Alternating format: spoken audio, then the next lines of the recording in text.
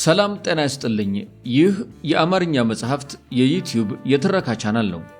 በዚህ ቻናል ዘወትር ሰኞ፣ ረቡዕ እና አርብ ምሽት 3 ሰዓት ላይ የተመረጡ የአማርኛ መጽሐፍት ትረካዎችን ወደ እናንተ እናደርሳለን።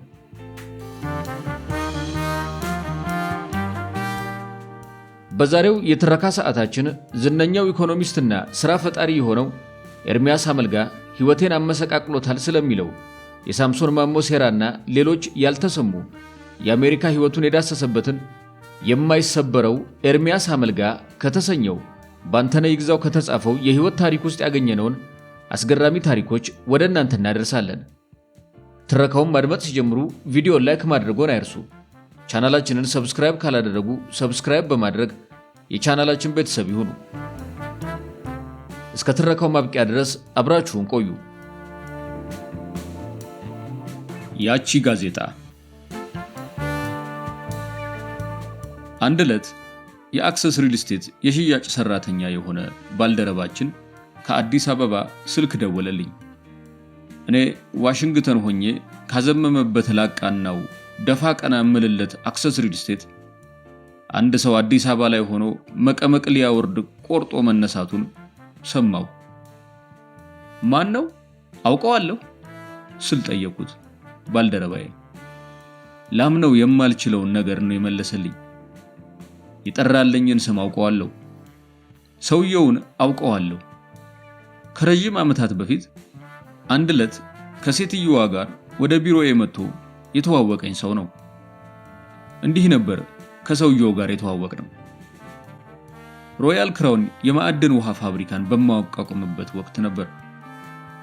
አዲሱን ምርታችንን በስፋት ለማስተዋወቅ የሚያስችል የቴሌቪዥን ማስታወቂያ ለማሰራት በወቅቱ በዘርፉ ተሰማርተው ይሰሩ የነበሩ ድርጅቶችን ጋበዝኩ።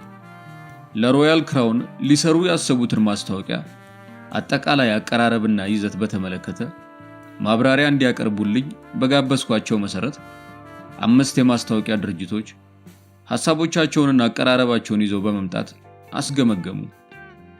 4ቱ ድርጅቶች በማስታወቂያ ሥራ የዳበረ ልምድና ዕውቅና ያላቸው ሲሆኑ አንደኛው ግን እምብዛም ታዋቂ አልነበረም።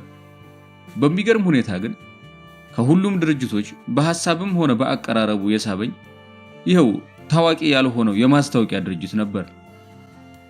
የድርጅቱ ባለቤት አንዲት ሴት ስትሆን የማስታወቂያውን እንድገመግመው ያቀረበልኝ ግን በረዳትነት ቀጥራ የምታሰራው ሌላ ሰው ነበር።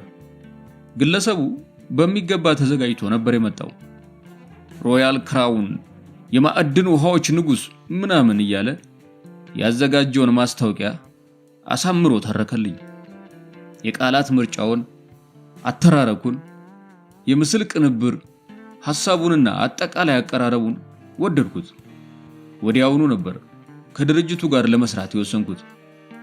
ለድርጅቱ ባለቤት ማስታወቂያውን እንደመረጥኩት ነግሬያት በቀጣይ ቀናት ውል ልንፈጽምና በአፋጣኝ የፕሮዳክሽን ሥራ ሊጀምሩ ተስማምተን በቀጠሮ ተለያየን።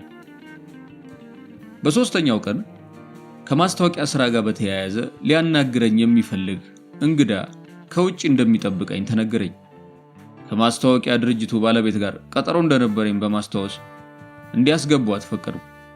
የቢሮዬን በር ከፍታ የገባችው ግን የቀጠርኳትና ትመጣለች ብዬ የጠበቅኳት የድርጅቱ ባለቤት አልነበረችም።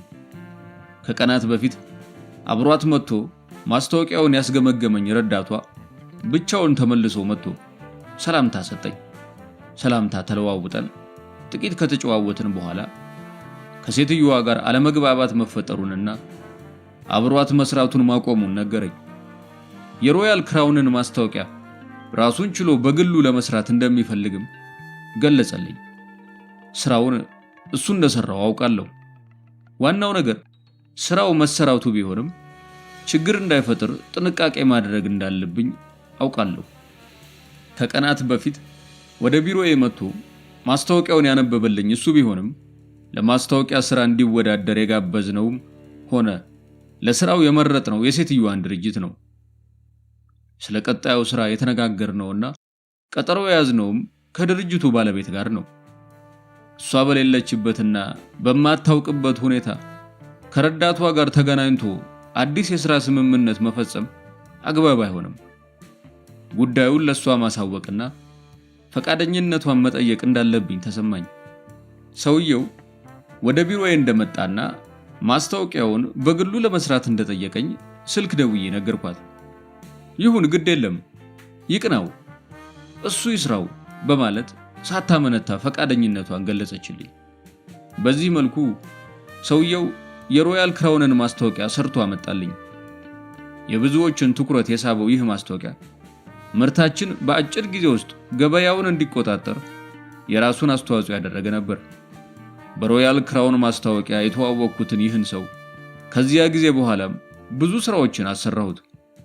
በጊዜ ሂደትም ራሱን የበለጠ እያደራጀና በማስታወቂያውም ዘርፍ ታዋቂ የሆነ መጣ። ከሥራ ግንኙነት ባለፈም ወዳጆች ሆነን። እኔንና ኩባንያዎቼን በተመለከተ መረጃዎች ሲያገኝ በአፋጣኝ ስልክ ይደውልልኛል። ሰዎች እንዲህ እያሉህ ነው፣ እንዲህ ተደረገ፣ እንዲያ ሊደረግ ታስቧል፣ ተዘጋጅ፣ ተጠንቀቅ ምናምን እያለ የወዳጅነት ምክሩን ይለግሰኛል። ከ20 በላይ ዓመታት በወዳጅነት ኖረናል እኔና ሰውየው። አሁን ግን ይህ ለረጅም ዘመናት የዘለቀ ወዳጅነት ድንገት ወደ ጠላትነት ተቀየረ እያሉኝ ነው። ስልክ ደውለው ሊያጠቃህ ቆርጦ ተነስቷል የሚሉኝ ሊያጠቁኝ ካሰቡት እንድጠነቀቅ ቀድሞ ሲያነቃኝ የኖረውን ይህንን ሰው ነው። እኔ ዋሽንግተን ሆኜ ካዘመመበት ላቃናው ደፋ ቀና ምልለት አክሰስ ሪል ስቴት አዲስ አበባ ላይ ሆኖ መቀመቅ ሊያወርደው ቆርጦ ተነሳ የሚሉኝ ይህንን ሰው ነው። ሰውየው የምሰማውን ነገር እያደረገ ነው ብዬ ለማመን አቃተኝ። ተጠራጥሬ ደግሜ ጠየቁ። እርግጠኛ ነህ ሰውየው ሳሚ ነው ስል ደግሜ ጠየቁት። አዎ ሳምሶን ማሞ ነው ሲል አረጋገጠልኝ። እየሰማሁት ያለው ነገር ግራ አጋብቶኛል። የረጅም ዓመታት ወዳጄ የነበረው ሳሚ ከምን ተነስቶና ምን ፈልጎ ሊያጠቃኝ እንደተነሳ ለመገመት አቃተኝ። ከአዲስ አበባ የደወለልኝ የአክሰስ ሪል ስቴት ባልደረባ ግን ሁሉንም ነገር በዝርዝር ነገረኝ። ሳምሶን ከአክሰስ ሪል ስቴት ቤት ለመግዛት 350 ሺህ ብር ከፍሎ ነበር። እኔ ከአገር ከወጣሁ ከቀናት በኋላ ሳምሶን ለዚሁ ባልደረባዬ ስልክ ይደውላል። ብዙዎቹ ቤት ገዢዎች እንደሚያደርጉት ሳምሶንም ከአገር መውጣቴንና አክሰስ ሪል ስቴት ተበተነ መባሉን ሰምቶና በነገሩ ተደናግጦ መደወሉ አይገርምም። እንደ ሌሎች ቤት ገዢዎች ሁሉ ሳምሶንም ስልክ ደውሎ ብሬን መልሱልኝ ማለቱም አይደንቅም። የሚገርመው 350 ሺህ ብሩን 1 ሚሊዮን ብር አድርጋችሁ ስጡኝ ብሎ መጠየቁ ነው። የሚደንቀው 1 ሚሊዮን ብር ካልሰጣችሁኝ አቶ ኤርሚያስ የሕዝብ ብር ዘርፎ ጠፍቷል ብዬ ጋዜጣዬ ላይ አጋልጠዋለሁ ብሎ መዛቱ ነው። ይህ የሳምሶን ዛቻ ሲያስደነግጠውና ስጋት እረፍት ሲነሳው ነበር ባልደረባዬ ወደ ዋሽንግተን ደውሎ የሆነውን ነገር በዝርዝር ነገረኝ። ነገሩ ቢያስገርመኝም ሳምሶን ያለውን ያደርጋል፣ የዛተውን ይፈጽማል ብዬ ለመጠርጠር አልቻልኩም። ለዚህም ነው ጉዳዩን ቀለል አድርጌ በማየት ለባልደረባዬ በሌሎች ጉዳዮች ላይ ትኩረት እንዲያደርጉ መልእክቴን ያስተላለፍኩት። ባልደረባዬ ግን ጉዳዩ እኔ እንደምለው ቀላል እንዳልሆነ በጭንቀት ያወራኝ ጀመር። ምን ማለትህ ነው? ከሳምሶን ጋር እኮ ቤተሰብ ነን፣ እንዲህ ያለ ነውር በፍጹም አያደርግም በማለት ላረጋጋው ሞከርኩ። አቶ ኤርሚያስ ጉዳዩ አንተ እንደምትለው አይደለም። ሳሚ የላከልኝን ቴክስት ሜሴጅ ልልክልህ እችላለሁ። እጅግ በጣም ነው የዛተብኝ በማለት በድጋሚ በስጋት ተውጦ የጉዳዩን ክብደትና አደገኝነት በዝርዝር ሊያስረዳኝ ሞከረ። ባልደረባዬ የሳምሶንን የዛቻ ቃላት አንድ በአንድ እየጠቀሰ ስለ ጉዳዩ ክብደት ሊያስረዳኝ ቢሞክርም ውስጤ ግን ሳምሶን ይህንን አያደርግም ይለኛል። ሳምሶንም ሰው ነውና 350 ሺህ ብር ከፍሎ ቤቱን አለማግኘቱ ሊያናድደው ይችላል። ብሩን ለማስመለስ ብሎ ሊዘትም ሊያስፈራራም ይችላል። ብሩን ስላልመለስንለት እንደ ማንኛውም ቤት ገዢ ፍርድ ቤት አቁሞ ሊፋረደን ይችላል። ይህን ሁሉ ሊያደርግ ይችላል። የሚገባውን 350 ሺህ ብር ለማግኘት ይከሰናል እንጂ የማይገባውን 1 ሚሊዮን ብር ለማፈስ አጉል ነገር ያደርጋል ብዬ ለማመን አልፈቀድኩም። በሕግ ይፋረደናል እንጂ በጋዜጣ ያዋርደናል ብዬ አልጠበቅኩም። በዚህ ስሜት ውስጥ ሆኜ ስልኩን ዘጋሁትና ሙሉ ትኩረቴን ወደ ስራዬ ያደረኩ። ወደ ወሳኙ ተልእኮዬ ፊቴን አዞርኩ። አክሰስ ሪል ስቴትን ከገባበት ችግር የማውጣት ጥረት እንዲሳካ ከሁሉም በፊት አንድ ወሳኝ ነገር ማስተካከል ይጠበቅብኛል። አገሬን አስጥሎ ላስወጣኝ፣ አሁንም ዙሪያዬን ለከበበኝና ሁሉንም ከንቱ ሊያስቀር ለሚችለው ትልቅ አደጋ ሁነኛ መፍትሄ ማበጀት አለብኝ። ለቼኩ ጉዳይ የከፈሉት ገንዘብ እንዲመለስላቸው ለጠየቁን ቤት ገዢዎች የሰጠናቸው በቂ ስንቅ የሌላቸው ቼኮች አንዳች መላ ካልተበጀለት በሙሉ ልብ መትጋትና አክሰስን ከገባበት ቀውስ ማውጣት አይቻልም። ለዚሁ ነው የቼኮቹን ጉዳይ አፋጣኝ መፍትሄ ከሚሹ ተቀዳሚ ትኩረቶቼ አንዱ ያደረኩት። ወደ ቢሮአችን በመምጣት ገንዘባቸውን በአፋጣኝ እንድንመልስላቸው ከሚጠይቁ በርካታ ቤት ገዢዎች በተጨማሪ በቼክ ማጭበርበር ሊከሱን የሚይዙትብንም እየበዙ ነው። ከሁሉም በፊት በቼክ ማጭበርበር ክስ ለመመስረት ያሰቡትን ክስ መመስረቱ ችግሮችን ለመቅረፍ የተጀመረውን ጥረት የሚያሰናክል ትልቅ እንቅፋት እንደሆነ በመግለጽ ሐሳባቸውን እንዲቀይሩ ማሳመን ይገባል። እኔ አሜሪካ ሆኜ የዲያስፖራና በተለያዩ መንገዶች የማገኛቸውን የአገር ውስጥ ቤት ገዢዎች ማረጋጋት ያዙ።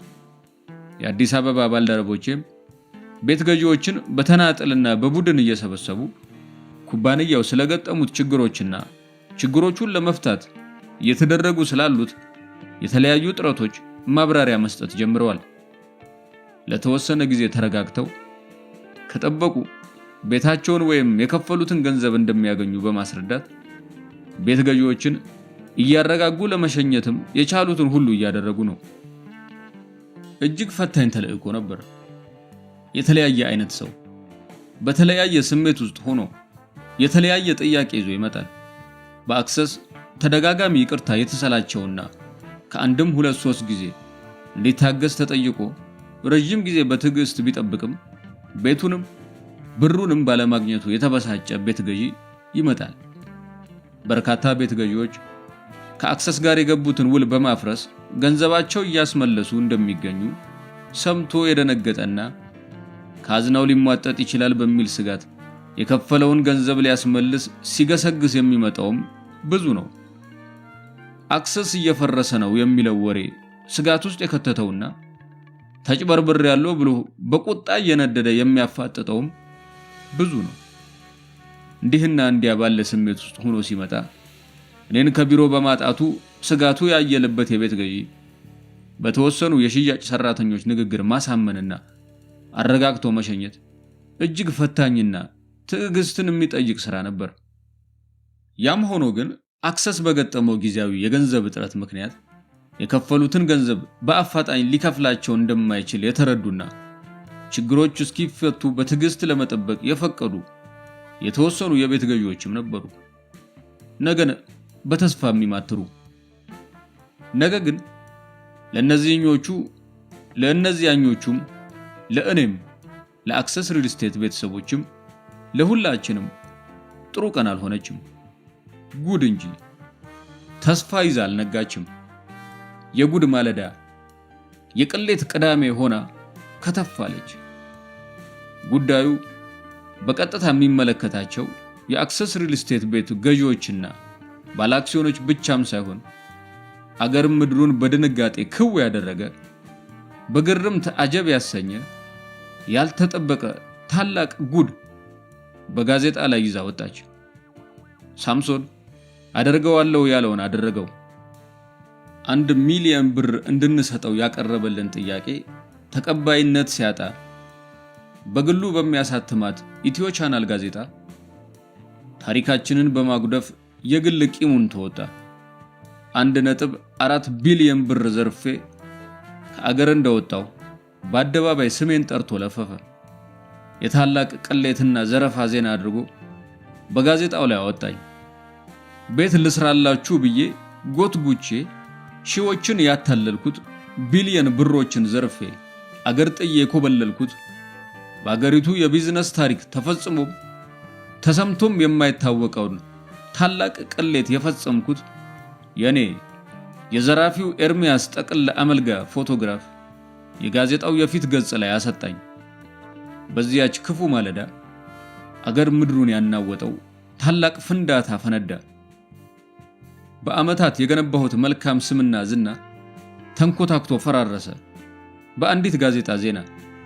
በዚያች የሳምሶን ጋዜጣ ብዙ ነገር ፈራረሰ። ሁሉም ከመስመር ወጣ። እንደ ወትሮዋ ቅዳሜን ጠብቃ የመጣች ዝም ብላ ጋዜጣ አይደለችም። ያችኛዋ ኢትዮ ቻናል አገር የሚያነቃንቅ እጅግ አስደንጋጭ የዝርፊያ ቅሌት ነው ትኩስ ዜና አድርጋ በፊት ገጹ ያወጣችው። ዝርፊያው ደግሞ እንዲሁ ተራ ዝርፊያ አይደለም፣ የቢሊዮን ብሮች እንጂ። ቢሊዮን ብር ከመንግስት በጀት እንጂ ከግል ባለ ሀብት ጋር ተያይዞ ሲነሳ መስማት እምብዛም ባልተለመደባት ሀገር አንድ ሰው ቢሊዮን ብሮችን ዘርፎ መኮብለሉን ነው ጋዜጣዋ የዘገበችው። በአዳዲስ የቢዝነስ ሐሳቦች አፍላቂነቱ የሚታወቀው የኤርሚያስና የባለ ብዙ እቅዱ አክሰስ ሪል ስቴት ረጅም ጉዞ በአሳፋሪ የዝርፊያ ቅሌት ስለመቀዋጨቱ የሚያውጅ መድፍ ነው የተኮሰችው። የማይገባውን ገንዘብ እንድንሰጠው ያቀረበልንን መደራደሪያ አለመቀበላችን ያበሳጨው አንድ ግለሰብ በቂም የከተበውን የበቀል ሀተታ ይዛ የወጣችው ጋዜጣ የእኔንና የአክሰስ ሪል ስቴትን የማገገም ተስፋ ከንቱ በሚያስቀር ቅጥፈት በአደባባይ ውርደት አከናነበችን። ቢሊዮኖችን ዘርፈው ጠፉ ብላ ቤት ገዢውን ባለ አክሲዮኑ ብቻ ሳይሆን አገር ምድሩ እንዲነሳብን በይፋ አወጀችብን። የአዲስ አበባ የቅዳሜ ማለዳ ትኩስ ወሬ የአክሰስ ሪል ስቴት መንኮታኮትና የኤርሚያስ የዝርፊያ ቅሌት ሆነ። አስደንጋጩ ዜና ከጋዜጣዋ የፊት ገጽ ወረደና በንፋስ ፍጥነት ከአፍ ወደ ጆሮ እየተሸጋገረ አገር ምድሩን አዳረሰው። አንዱ ለሌላው ስልክ ደውሎ የሚያጋራው አንገብጋቢ መረጃ ሆነ። በየድረገጹ፣ በየብሎጉ፣ በየፌስቡክና በየትዊተሩ በየአቅጣጫው ተሰራጨ። 1.4 ቢሊዮን ብሩን በዶላር ቀይሮ ነው አሉ ይዞት የጠፋው። በሱዳን ድንበር አቋርጦ ማምለጡን ነበር የሰማሁት። በጅቡቲ ነው እንዴ? ሰውየው የዋዛ መሰላችሁ? በስሙ ያዞረውም እንጂ ያልገዛው ሆቴል የለውም እኮ።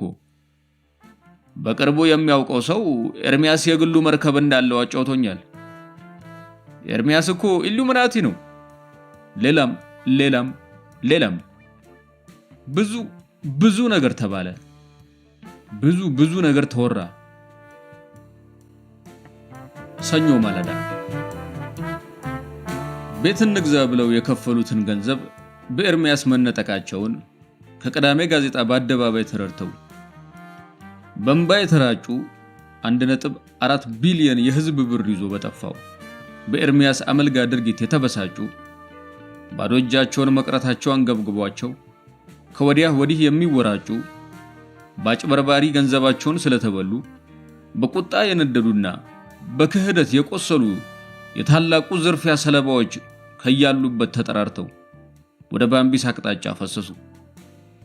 ከ400 በላይ ቤት ገዢዎችና የቤት ገዢዎች ህጋዊ ወኪሎች የማያቆሙት ማዕበል ሆነው የአክሰስ ሪል ስቴትን ቢሮ አጥለቀለቁት። የወዳጅ ዘመዱን ሞት እንደተረዳ ሁሉ በእንባ የሚራጨው ብዙ ነው። ተቃቅፎ የሚያለቅሰው ስፍር ቁጥር የለውም። እዚህ ንዴቱን መቆጣጠር ያቃተው ቤት ገዢ ከአክሰስ ሪል ስቴት ሰራተኞች ጋር ይተናነቃል። እዚያ ደግሞ ሌላኛው ለድብድብ ተዘጋጅቶ በእልህና በደም ፍላት ከወዲያ ወዲህ ይወራጫል። ሊቋቋሙት የማይችሉት የህዝብ ቁጣ ከወዲያ ወዲህ የሚያላጋቸው የአክሰስ ሰራተኞች የሚያደርጉትን አጥተው ተርበተበቱ። በድንገተኛ የቁጣ ማዕበል በተጥለቀለቀው የአክሰስ ሪል ስቴት ቢሮ ውስጥ እጅግ አስፈሪና አደገኛ ነገር ሲሆን ዋለ። ማለዳ ላይ የጀመረው ግርግርና ብጥብጥ አመሻሽ ላይ በፖሊሶች ጣልቃ ገብነት ረገብ አለ። ቤት ገዢዎችን ለማረጋጋትና ከቢሮ በማስወጣት በሩን ለመዝጋት ቢሞከርም አንዳንዶች እዚሁ እናድራለን ብለው እምቢ አሉ። ነገሩ ከቁጥጥር ውጪ ቢሆንም ፖሊሶች ባደረጉት ጥረት በስተመጨረሻ ነገሮች ተረጋጉ። እንደምንም ቤት ገዢዎች እንዲወጡ ተደርጎ የአክሰስ ቢሮ ተዘጋ። ሳምንቱ ያለፈው በተመሳሳይ ከባድና አሳዛኝ ሁኔታ ነበር። በቀጣዩ እሁድ የሚያደርጉት ግራ የገባቸው የአክሰስ ሪል ስቴት ቤት ገዢዎች በስጢፋኖስ ቤተክርስቲያን ቅጽር ግቢ ውስጥ ተሰብስበው መከሩ። ገንዘባቸውን በአጭበርባሪ ተነጥቀው ባዶ እጃቸውን መቅረት እንደሌለባቸው የጋራ መግባባት ላይ በመድረስ በማህበር ተደራጅተው መብታቸውን ለማስከበር ተስማሙ። በ19 ሳይቶች 19 የቤት ገዢዎች ኮሚቴዎች ተቋቋሙ። አንድ የጋራ የቤት ገዢዎች ማህበር ተመሰረተ። ማህበሩ እንደተቋቋመ ያደረገው የመጀመሪያ ነገር በወቅቱ የአክሰስ ሪል ስቴት ምክትል ስራ አስኪያጅ የነበረውን ግለሰብ በማግኘት ኩባንያውን ለሚገኝበት ሁኔታ ማብራሪያ እንዲሰጥ ማድረግ ነበር። ኮሚቴው አክሰስ ሪል ስቴት ያለውን ንብረትና ሀብት በዝርዝር በማጣራት መዝገባ ማድረግና ንብረቶቹን ለማስከበር ጥረት ማድረግ ቀጠለ። የባሰ አስደንጋጭ ነገር የተሰማው በዚህ ወቅት ነበር። ማህበሩ አክሰስ ሪል ስቴት በባንክ ውስጥ ያለውን ገንዘብ ለማወቅ ባደረገው ማጣሪያ ያልጠበቀውን እጅግ አስደንጋጭ ነገር አገኘ። በወቅቱ በአክሰስ ሪል ስቴት የባንክ አካውንት ውስጥ የተገኘው ገንዘብ 129 ብር ብቻ ነበር። የማህበሩና የኮሚቴ አባላት፣ ቤት ገዢዎችና ባለአክሲዮኖች ከኩባንያው ጋር የሥራ ግንኙነት ያላቸው አካላት ብቻ ሳይሆኑ ነገሩን የሰሙ ሁሉ በድንጋጤ ክው አሉ። አክሰስ ሪል ስቴትን ያህል ስመጥርና ግዙፍ ኩባንያ በባንክ ውስጥ የቀረው 129 ብር ብቻ መሆኑን የሰማ ሁሉ በከፍተኛ ግርምትና ድንጋጤ ተዋጠ። ኤርሚያስ 1.4 ቢሊዮን ብር ዘርፎ ጠፋ መባሉን ሰምቶ ለማመን የተቸገረው ቢኖር እንኳን አሁን ያለማወላወል ዝርፊያውን ለማመን ይገደዳል። ኤርሚያስም ቢሆን በባንክ ውስጥ የተገኘው 129 ብር ከህዝብ የሰበሰብኩትን ቢሊዮን ብር በሻንጣዬ ጠቅልዬ ከአገር ለመጥፋቴ ተጨባጭ ማረጋገጫ ነበር ለብዙዎች ነው የሚለው።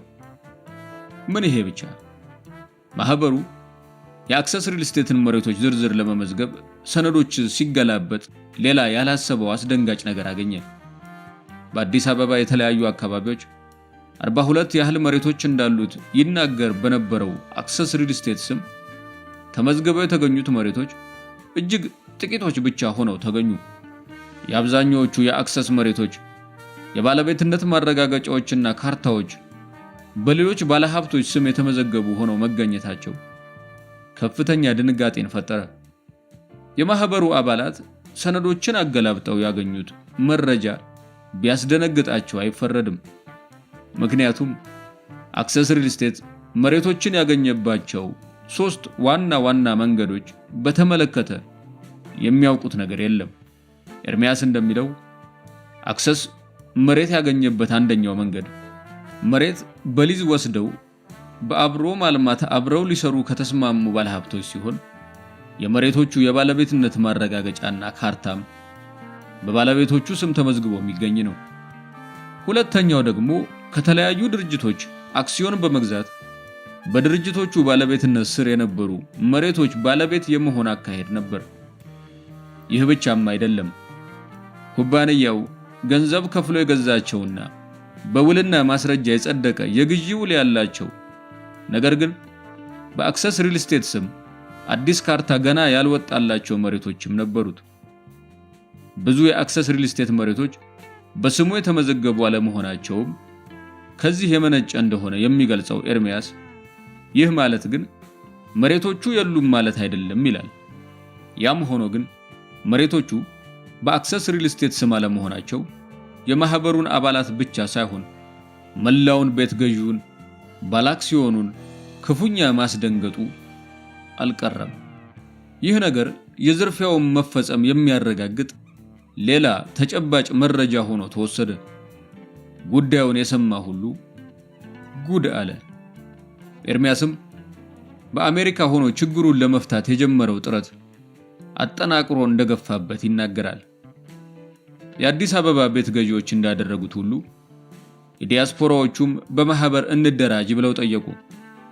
ይህን ሐሳብ በደስታ ከመቀበል ባለፈ ስብሰባ ሲያደርጉ ቢሮውን እንዲጠቀሙ መፍቀዱን የሚያስታውሰው ኤርሚያስ 5 አባላት ያሉት ኮሚቴ በማቋቋምም ስለ ኩባንያው ዝርዝር መረጃ እንዲሰጣቸው እንደጠየቁትም ይናገራል። የኮሚቴው አባላት ብዙ ጥርጣሬዎች፣ ስጋቶችና ጥያቄዎች ነበሯቸው። ብዙ ሰዓታት ፈጅቶ ሁሉንም በዝርዝር ቢያስረዳቸውም በብዙ ጉዳዮች ዙሪያ ለማመን ተቸግረው እንደነበር የሚናገረው ኤርሚያስ በሂደት ግን ሁሉንም ነገር በማስረጃ በማስደገፍ ሊያሳምናቸው መቻሉን ይገልጻል። ብዙዎቹ የዲያስፖራ ቤት ገዢዎች አክሰስ ሪል ስቴት እንደተባለው የተዘረፈና የከሰረ ኩባንያ አለመሆኑን በመረዳት ችግሮች ተቀርፈው ፕሮጀክቶች ተጠናቀው ቤታቸውን እንደሚያገኙ ተስፋ አደረጉ። ያም ሆኖ ግን የሚለው ነገር ያልተዋጠላቸውና የከፈሉት ገንዘብ እንዲመለስላቸው የሚጠይቁ ቤት ገዢዎችም ነበሩ።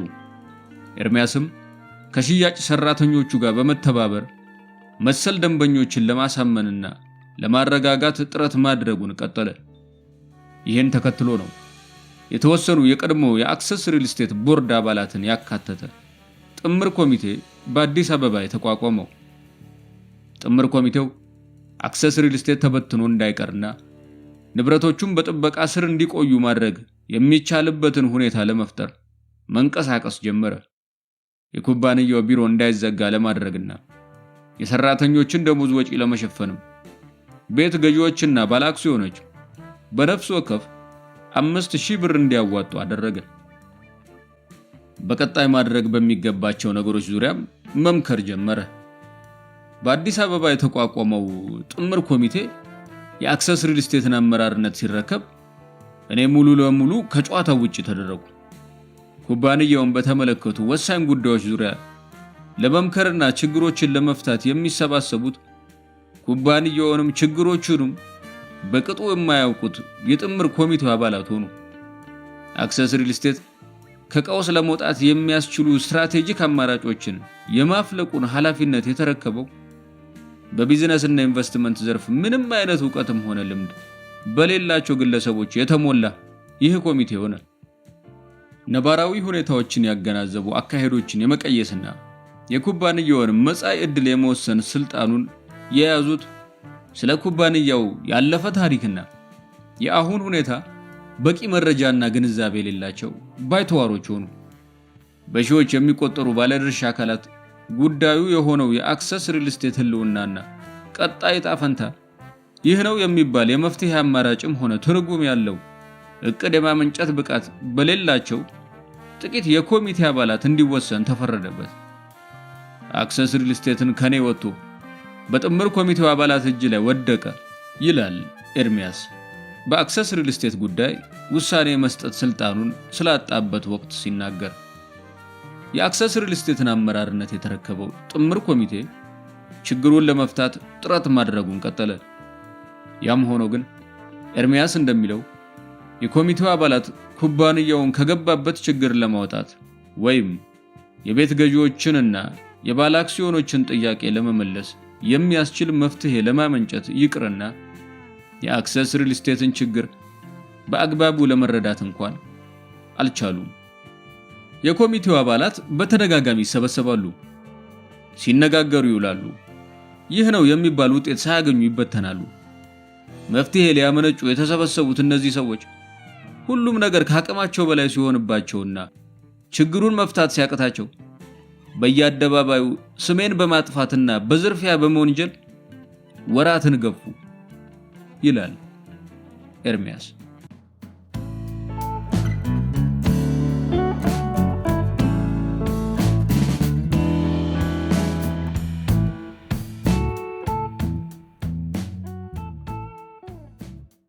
የአሜሪካ ኑሮዬን ትቼ ወደ ኢትዮጵያ ከተመለስኩና ኢንቨስትመንት ከጀመርኩ በኋላ ለሥራ ጉዳይም ሆነ ቤተሰብ ለመጠየቅ በተደጋጋሚ ወደ አሜሪካ መላለስ ነበር። ሁሌም አሜሪካ ደርሼ ከአውሮፕላን እንደወረድኩ ከኢሚግሬሽን ሰራተኞችና በጸጥታ ኃይሎች የሚደረግልኝ አቀባበል በጥርጣሬ የተሞላ ነበር። ከአሜሪካ የወጣሁበትን ጊዜ ከፓስፖርቴ ላይ በመመልከት ረጅም ጊዜ ከሀገር ውጭ እንደቆየው ሲያረጋግጡ በጥርጣሬ ነበር የሚያዩኝ። የአሜሪካን ግሪን ካርድ እያለኝ ለረጅም ጊዜያት ከአገር ውጭ መቆየቴ በአሜሪካውያኑ የጸጥታ ሰራተኞች ዘንድ ጥያቄ ፈጠር ነበር። እስካሁን የት ነበርክ? ምን ስታደርግ ነው የቆየኸው? ምናምን እያሉ በጥርጣሬ ተሞልተው ብዙ ጥያቄዎችን ያቀርቡልኝና ጥብቅ ምርመራ ያደርጉብኝ ነበር። ይህ ግን አንዴ ብቻ አይደለም። ወደ አሜሪካ በሄድኩ ቁጥር ይደጋገምብኝ ነበር። ወደ ኋላ ላይ ግን ይሄ የማይግሬሽን ተቆጣጣሪዎች ተደጋጋሚ ጥያቄ ያሰለቸኝና በእጅጉ ያማረረኝ ጀመር። የሆነ ጊዜ ላይ ግሪን ካርዴን መልሼ መገላገል እየቻልኩ ለምን እማረራለሁ ብዬ ራሴን ጠየቅኩ። ወደ አሜሪካ ተመልሼ የመኖር እቅድም የለኝም። በምፈልግበት ጊዜ የቱሪስት ቪዛ አውጥቼ በነፃነት አሜሪካ መግባትና መውጣት እንደምችል አውቃለሁ። ስለዚህ ግሪን ካርዴን አስረክቤ በፈለግኩበት ጊዜ ያለ እንግልት ወደ አሜሪካ ምገባና የምወጣ ነፃ ሰው ለመሆን ወስኜ አዲስ አበባ ወደሚገኘው የአሜሪካን ኤምባሲ ሄድኩ። የኤምባሲው ሰራተኞች ግሪን ካርዴን መመለስ እንደምፈልግ ስነግራቸው በከፍተኛ ጥርጣሬና መደነቅ ነበር የተመለከቱኝ። ምክንያቱም ከዚህ በፊት ግሪን ካርድ ለመልስ ብሎ ያመለከተ ሰው ገጥሟቸው አያውቅም። ሰራተኞቹ ነጋጠባ ወደ ኤምባሲው ሲጎርፍ የሚያዩት አብዛኛው ባለጉዳይ በአንድም በሌላም ምክንያት ወደ አሜሪካ ለመግባት የሚያስችለውን ቪዛ ፈላጊ ነው።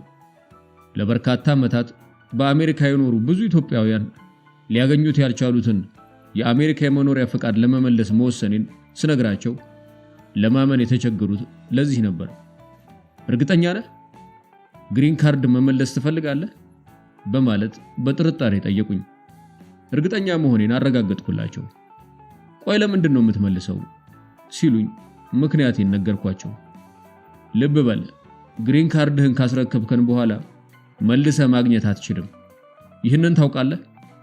ሲሉም ስጋታቸውን ገለጹልኝ።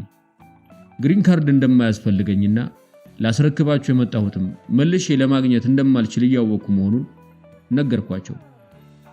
በአሜሪካ መንግስት የመኖሪያ ፈቃድ የተሰጠው ማንኛውም የውጭ ሀገር ዜጋ የመኖሪያ ፈቃዱን በራሱ ፈቃድ ለመመለስ ሲፈልግ በአገር ወደሚገኘው የአሜሪካን ኤምባሲ በማምራት የተዘጋጀለትን ራሱን የቻለ ማመልከቻ ፎርም መሙላት አለበት።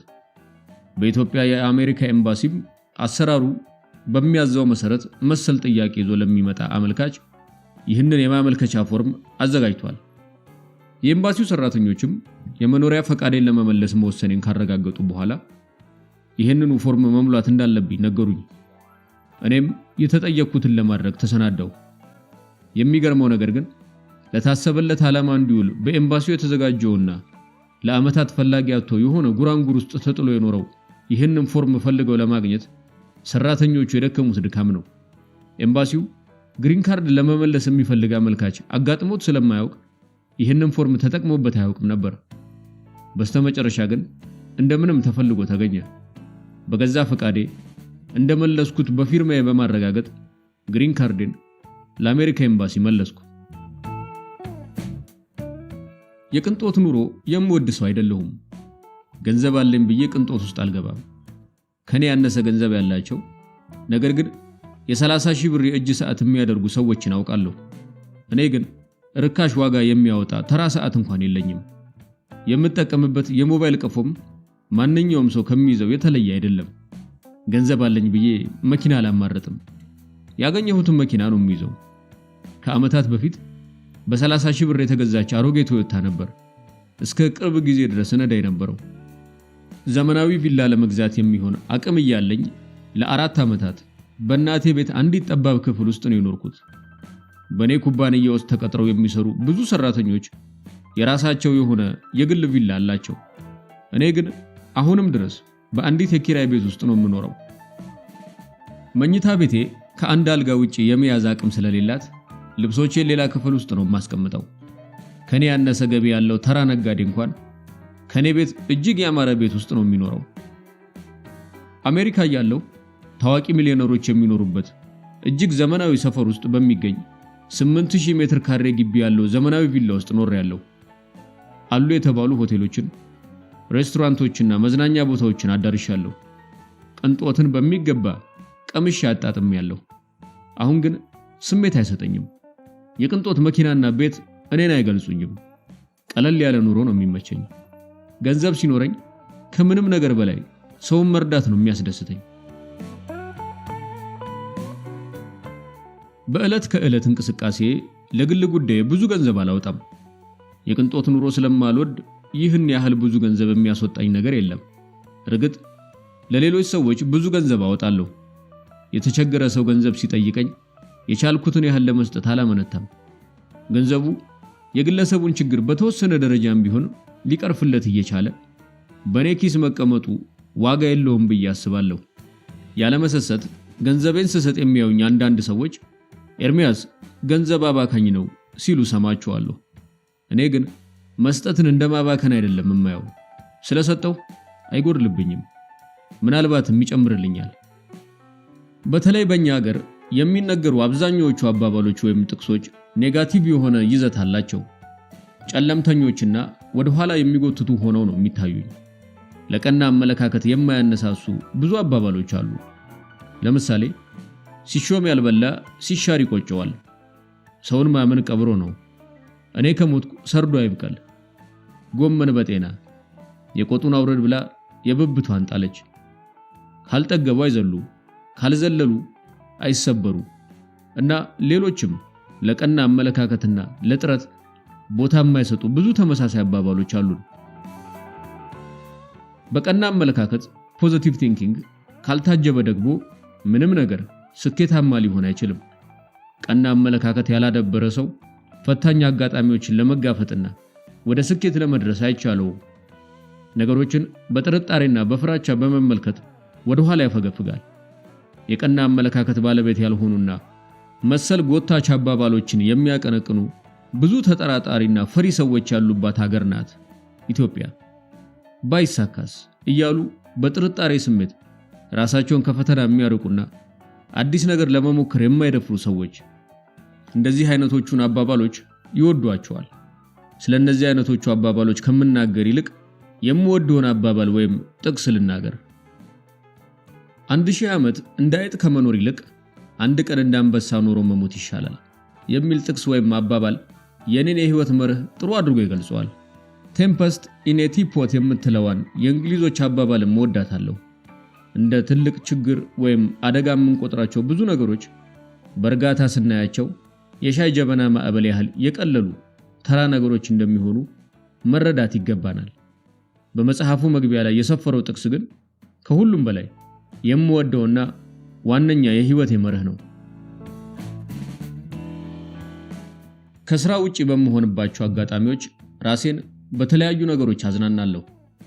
አሁን ተውኩት እንጂ ስፖርት መስራት ወዳለሁ።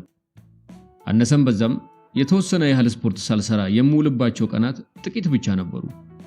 በተለይ ደግሞ ለኪክ ቦክሲንግ የተለየ ፍቅር አለኝ። በሳምንት 3 ቀናት ለ1 ሰዓት ያህል ትንፋሽ እስኪያጥረኝና መላ አካሌ በላብ ተዘፍቆ እስክዝለፈለፍ ድረስ ኪክ ቦክሲንግ እፋለም ነበር። ስፖርት ሰርቼ ሲጨርስ ከፍተኛ የሆነ ውስጣዊ እርካታ ይሰማኛል።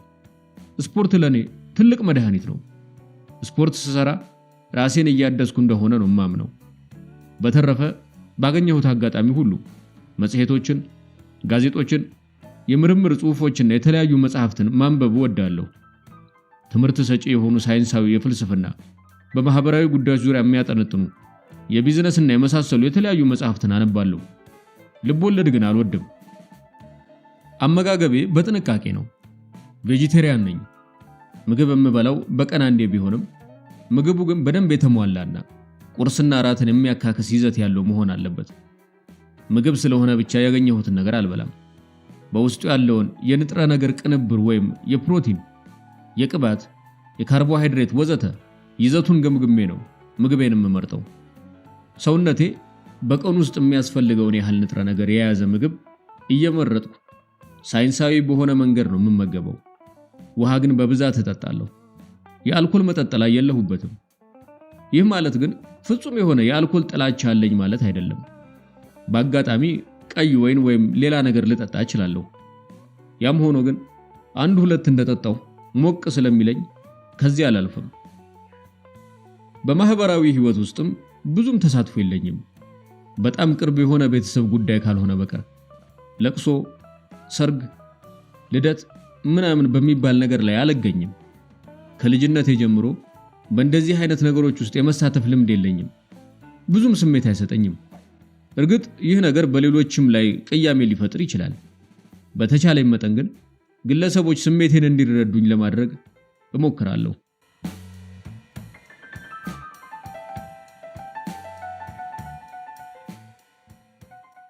ብዙ ሰዎች አንደበተ ርቱዕ እንደሆንኩ ሲናገሩ ሰማለሁ። ልሆን እችላለሁ። ይህ የሆነው ግን የንግግር ጥበብ ቴክኒኮችን በመጠቀሜና አነጋገሬን ለማሳመር ሆን ብዬ በመዘጋጀት አይደለም።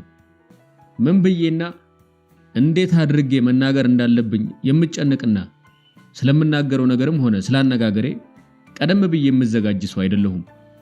በጋዜጠኞች ቃለ መጠይቅ ሲደረግልኝ እንኳን የመዘጋጀት ልምድ የለኝም። ብዙ ጋዜጠኞች ለመዘጋጀት እንዲረዳህ ጥያቄዎችን ቀደም ብለን እንላክልህ ይሉኛል። እኔ ግን አትላኩልኝ ነው የምላቸው። በአፍሪካ ልማት ባንክና በሌሎች ታላላቅ ድርጅቶች ተጋብዤ በዓለም አቀፍና አህጉር አቀፍ ስብሰባዎች ላይ ሙያዊ ንግግር በማደርግበት ወቅትም ቢሆን ትኩረት መስጠት የሚገባኝን ነጥቦች ብቻ በወረቀት ላይ በአጭሩ ጽፌ ይዤ ወደ መድረክ በመውጣት ንግግር የማድረግ ልምድ ነው ያለኝ። በአጠቃላይ እንደተባለው አንደበተ ርቱዕ ከሆንኩ የመሆኔ ሚስጥር ንግግር ለማሳመርና አድማጭን ለመሳብ መጠንቀቂያ አይደለም። ስለምናገረው ነገር ጥልቅ ግንዛቤ ስላለኝ ነው ጥሩ ንግግር ለማድረግ የማልቸገረው ብዬ አምናለሁ። ቃላትን በመምረጥ ድምጹን ከፍና ዝቅ እያደረጉ ቅላጼ በመስጠት ወዘተ አይደለም ንግግሬን ማሳምረው። ስላነጋገሬ ሳይሆን ስለምናገረው ነገር ቀደም ብዬ በአእምሮዬ ግልጽ የሆነ ግንዛቤ ስለመኖሩ ነው የማስበው። አንደበት ሳይሆን አእምሮ ነው ንግግርን ጥሩም መጥፎም የሚያደርገው። በአእምሮዬ ተሰርቶ ያለቀውን ሐሳብ ወደ ውጭ የማስወጣበት በር ነው አንደበቴ ለኔ።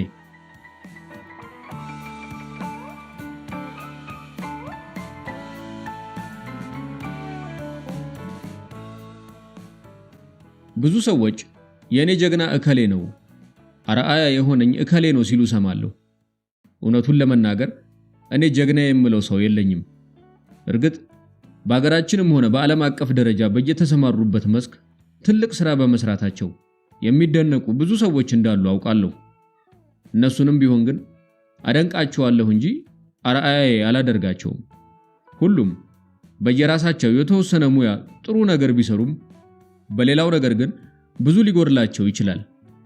ለኔ ግን በተለየ ሁኔታ ስም በመጥራት ጀግናዬ የምለው የተሟላ ነው ብዬ እሱን ለመሆን በመመኘት መንገዱን የምከተለው ሰው የለኝም። የኔ ሮል ሞዴል በተወሰነ ዘርፍ ብቻ ሳይሆን ሁለንተናዊ በሆነ መልኩ ለአርአያነት የሚበቃ ሰው ሊሆን ይገባዋል። እንዲህ አይነቱ ሰው ደግሞ እኔ እስከማውቀው ድረስ ገና አልተፈጠረም። በቢዝነስ፣ በስፖርት፣ በሳይንስ፣ በፖለቲካና በመሳሰሉት ዘርፎች ትልቅ ሥራ የሰሩ ጀግኖች እንዳሉ ግን መግለጽ እፈልጋለሁ። ለምሳሌ ከፖለቲካውና ከአመራሩ መስክ አንድ ሰው ልጥቀስ። እርግጥ ፖለቲካ ስሜት አይሰጠኝም። ማንም ሰው ከፖለቲካ ውጪ ሊኖር እንደማይችል ባውቅም ፖለቲካ የሚባል ነገር አልወድም። በነገራችን ላይ በአሜሪካ ዩኒቨርሲቲ ቆይታዬ የፖለቲካን ሳይንስ በትምህርት ደረጃ በስፋት ሄጄበታለሁ። ስለ ዓለም ፖለቲካ በቂ የሆነ ግንዛቤ አለኝ። በቲዎሪ ደረጃ ስለ ፖለቲካ ምንነት አውቃለሁ። ይሄም ሆኖ ግን በተቻለኝ መጠን ራሴን ከፖለቲካ ማራቅ ነው የምፈልገው። ወደ ተነሳሁበት ጉዳይ ልመለስና የጸረ አፓርታይድ ታጋዩና የቀድሞ የደቡብ አፍሪካ ፕሬዝዳንት ኔልሰን ማንዴላ የማደንቃቸው የአገር መሪ ናቸው። ጽናታቸውንና ለጥቁሮች ነፃነት የከፈሉትን መስዋዕትነት አደንቅላቸዋለሁ።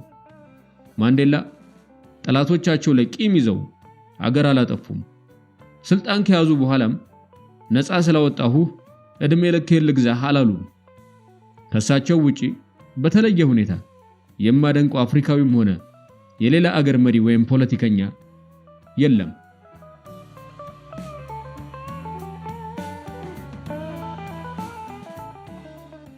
ለኔ ህይወት ከአንዱ ፈተና ወደ ሌላው ፈተና መሄድ ነው። የፈተናው አይነትና መጠን ይቀያየራል እንጂ ፈተናው መቼም አይቋረጥም። እርግጥ የፈተናም ጥሩና መጥፎ ሊኖረው ይችላል። ለውጤት ለእድገትና ለለውጥ ስትል ወደህና አስበህ የምትገባባቸው ፈተናዎች አሉ። በሌላ በኩል ደግሞ ሳትፈልግና ሳታስብ ሊጎዱህና ሊያጠቁህ ወደ አንተ ገፍተው የሚመጡ ፈተናዎች አሉ። እኔ ዘመኔን ሙሉ ሁለቱንም ፈተናዎች እያፈራረቅኩ ሳስተናግድ ነው ያለሁት። ከባድ ፈተናዎች ቢገጥሙኝም ላያስችል አይሰጥምና ችያቸዋለሁ፣ እችላቸዋለሁ። በህይወቴ ውስጥ አስቸጋሪ ፈተናዎችና የሚያበሳጩ ነገሮች ሊያጋጥሙኝ ይችላሉ። ይህ ሲሆን እንደ ሰው በእኔ ውስጥ የብስጭት ስሜት መፍጠሩ አይቀርም። ብስጭቱ ግን እንደተፈጠረ የሚጠፋ እንጂ ለብዙ ጊዜ አብሮኝ የሚቆይ አይደለም። ተበሳጭቼ ራሴን ከመጉዳት ውጪ የምፈጥረው ነገር እንደሌለ አውቃለሁ። እንዲህ አይነት ስሜት ሲሰማኝ ወዲያውኑ ራሴን አረጋጋዋለሁ፣ ስሜቴን እቆጣጠረዋለሁ። ብስጭት የሚፈጥሩ ነገሮች በዙሪያዬ ሲከሰቱ እንደ ድራማ ነው የማያቸው። እነዚህ ነገሮች በምንና በማን ምክንያት እንደተፈጠሩ ቀድሞ ስለሚገባኝ አልደነግጥም። ነገሮችን በእርጋታ መመልከት ነው የምፈልገው። የሚጎዳኝ ነገር ያደረገብኝ ሰው ሲገጥመኝ ድርጊቱን በጥድፊያ በኔጋቲቭ መልኩ መተርጎም አልፈልግም። በቀናነት ላየው ሞክራለሁ። እንዳሰብኩት በቀናነት ያልተደረገ የታሰበበት የተንኮልና የክፋት ድርጊት መሆኑን ባረጋግጥ እንኳን በድርጊቱ ለመበሳጨትና ለመናደድ አልሞክርም። ለመበሳጨት ዝግጁ የሆነ መንፈስ ስለሌለኝ እንጂ እኔ ማለት በእያንዳንዷ ቀን ከ10 እና ከ20 ጊዜ በላይ የሚያበሳጩ ነገሮች የሚገጥሙኝ ሰው ነኝ። በመበሳጨት እድሜን ማሳጠር ስለማልፈልግ አላደርገውም። በህይወት ዘመን ቆይታዬ ባደረኳቸው ወይም ባላደረኳቸው ነገሮች ምክንያት ጥሩም ሆኑ መጥፎ ነገሮች ተፈጽመዋል። በጉዞዬ ውስጥ መልካምም መጥፎም ነገሮች አጋጥመውኛል። ባለፈው ዘመኔ ውስጥ አንድም ሆነ ብዙ ያጠፋሁት ነገር አሊያም የሰራሁት ስህተት ሊኖር ይችላል፣ ይኖራልም። እርግጠኛ ሆኜ የምናገረው ግን የትላንትን ስህተትና ጥፋት እያሰብኩ ለመጸጸትና ለመቆጨት ከዛሬ ላይ አንዲት ሰከንድ እንኳን እንደማላባክን ነው።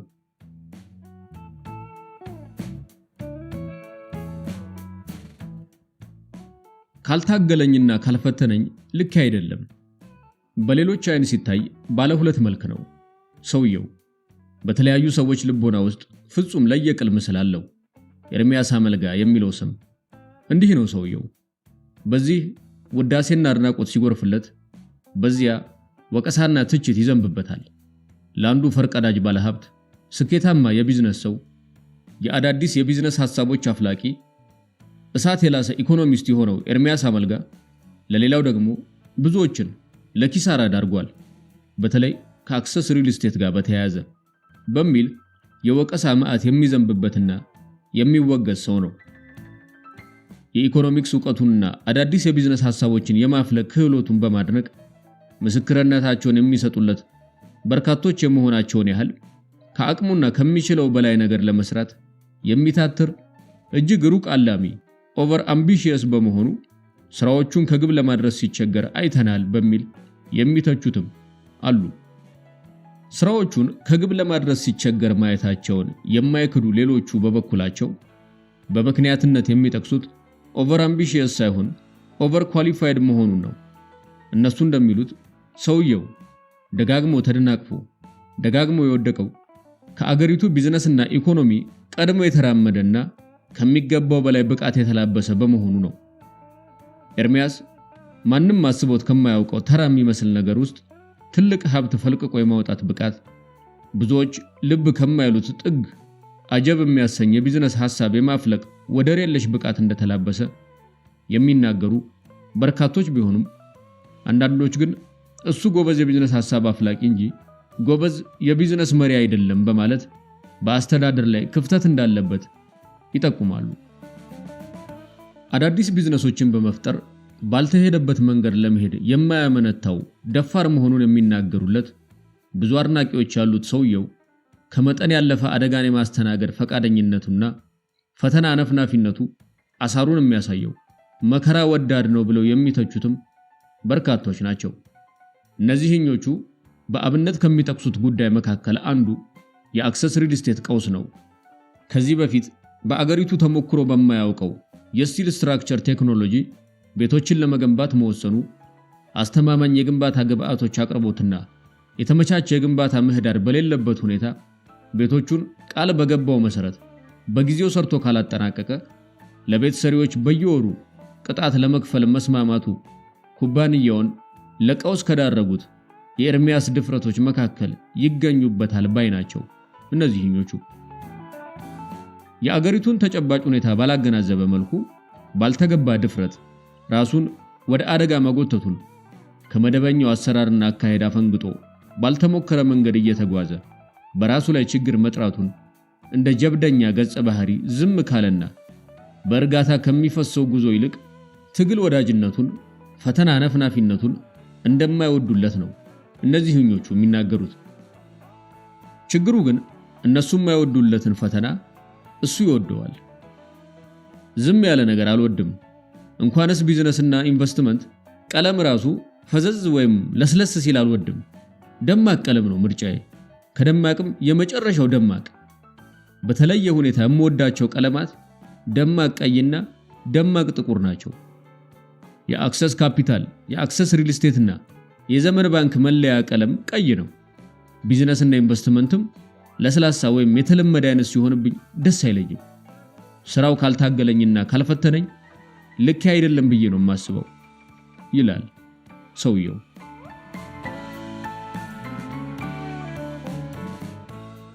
ኢዮብ ምህረተአብ ዮሐንስ በጥር 2005 በፌስቡክ ከለቀቀው ጽሑፍና በዚህ መጽሐፍ ውስጥ ከተካተተው ግልብ ባዮግራፊ ካየነውና ከሰማነው የሚለውን ጽሑፍ አቅርበን ትረካችንን እናጠናቅ። ከማደንቃቸውና እንደ ሞዴል ከመወስዳቸው ሰዎች አንዱ ኤርሚያስ ነው። ኤርሚያስ ጠቅላ መልጋ። ኤርሚሻ ነፍሴ አነጋጋሪና ከባድ ጀለስ ነች። በአካል አላውቀውም። አንድ ቀን ሜክሲኮ ቤንዝ እየነዳ ሲያልፍ አይቼዋለሁ። ያከበርኩት አብዛኛውን ኢንተርቪዎቹን አንብቤና በተለይ ሚቲ ቲቪ ላይ የሰጠውን ኢንተርቪው ልብ ይሏል። ቀዳጅ ነው። አዋቂ ቀዳጅ፣ ገመዳፍ ነገር አይደለም። እኛ ሀገር ያመጣቸውን አዳዲስ ቢዝነሶች አይቼ ነው። he is typically ዎል ስትሬት ጉሩ። አሜሪካ ዎል ስትሬት ውስጥ 12 ዓመት ሰርቷል። እንደ አበሻ ሚሊዮነር ልክ ሲያልፍለት በዝግ የ2000 ብር ኤክስፖርት ስታንዳርድ አቦሚስ ማርጫት ሚሚ ጋር መቃም አልጀመረም። ወይንም አዝማሪ ቤት ገብቶ መወደስ ሰምቶ 20,000 ብር አይሸልምም። ቺፕ ፖፑሊስት አይደለም። ያውያንና ለወላጅ አልባ ህፃናት ረዳው ብሎ ዜና አያሰራም። 5 የደሃ ልጆች አቅፎ እየረዳኋቸው ነው የሚል መልእክት ያለው ፖስተር በአደባባዩ አላስለቀቀም። Can you imagine what those kids would feel when they hang out with their peers? እድሜው 50 ምናምን ነው። በአካል የሚያውቁት ግን ፈጽሞ አይመስልም ይሉሃል። የጂም ፍሪክ ነው። ከስራ መልስ ሆቢው ምን እንደሆነ ታውቃለህ? ቦክስ ነው። ከምር ስጋ አይበላም። ቬጂቴሪያን ነው። ጽንፈኛና ጠሽ ዲያስፖራ አይደለም። ወይንም በተቃራኒው ከመንግስት አካል ጋር የሚሞዳሞድ አሽቄ ባለ ሀብትም አይመስለኝም። ቀላል ማስረጃ ልስጥ። አንዴ የኛን ሀገር እድገት በኃይል አድንቆ ኢንተርቪው ሰጠ ሪፖርተር ላይ። አመታዊ እድገታችን 7ም ሆነ 11 ከ5 በላይ ከሆነ በጣም ትልቅ ነው፣ እጅግ የሚደንቅ ነው አለ። የባለፈው አክሰስ ካፒታል ኢኮኖሚክ ፕሪዲክሽን ላይ ደግሞ ኢትዮጵያ የጀመረቻቸው ሜጋ ፕሮጀክትስ ለመጨረስ የግድ ቴሌን፣ የንግድ መርከብን፣ አየር መንገድን መሸጥ አለባት፣ የውጭ ባንኮች ደግሞ መግባት አለባቸው የሚል ጥናት አወጣ። ሪፖርቱ ድረገጹ ላይ አለለ። አሁን የቱ ባለ ሀብት ነው ደፍሮ እንዲህ አይነት ጥናት የሚያስወጣው? አዳሜ ቴሌቶን ላይ የተገኘች ማሽቃበጥና ፕሮሞሽን ማሰራት ነው ስራዋ። አዳሜ የሚለው ቃል ሼኪውን አያካትትም። ለኔ ሼኪው ከምር ደግ ነው በተፈጥሮ። ደግሞ ከዓለም 50 ምናምንኛ ሀብታም የሆነው በዋናነት እኛ ሀገር ሸቅሎ አትርፎ አይደለም። አንድ ቀን እንቀድባታለን። ግን ደግሞ ኤርሚሻ እልም ያለ ካፒታሊስት ነው። የሃይ ስኩል የታሪክ መጽሐፍ ላይ እንደነዚህ አይነቶቹ ነፍሰ በላ እንደሆኑ ተምረን ያደግነው። አንዴ እሱ ጋር የሚሰሩትን ሰብስቧቸው ስለ ቢዝነስ እያወራቸው በወሬ እንዲህ አላቸው። አንድ ማዳበሪያ ፋብሪካ ነበረኝ ከሰው የገዛሁት። ሄጄ አላቅም። እዚህ እየመጡ ነው ሪፖርት የሚያደርጉልኝ። አንዴ እስቲ ልጎብኘው ብዬ ሄጄ ደነገጥኩ። 500 ሰው ይርመሰመሳል፣ ቱር ይላል። በወር 500,000 የማያወጣ ፋብሪካ ውስጥ 500 ሰው ምን ያደርጋል ስላቸው የሥራው ጸባይ ነው፣ እንደውም ሰው ያንሳል፣ በሺፍት ስለሆነ የሚሰሩት ሰው መጨመር አለበት አሉኝ። ወዲያውኑ ሸጥኩት። 500 ሰው ማለት እኮ 500 በሽታ ነው። የፋብሪካ ሰራተኛ ማህበር አቋቁሞ መክሰስ ይወዳል፣ ልማዱ ነው።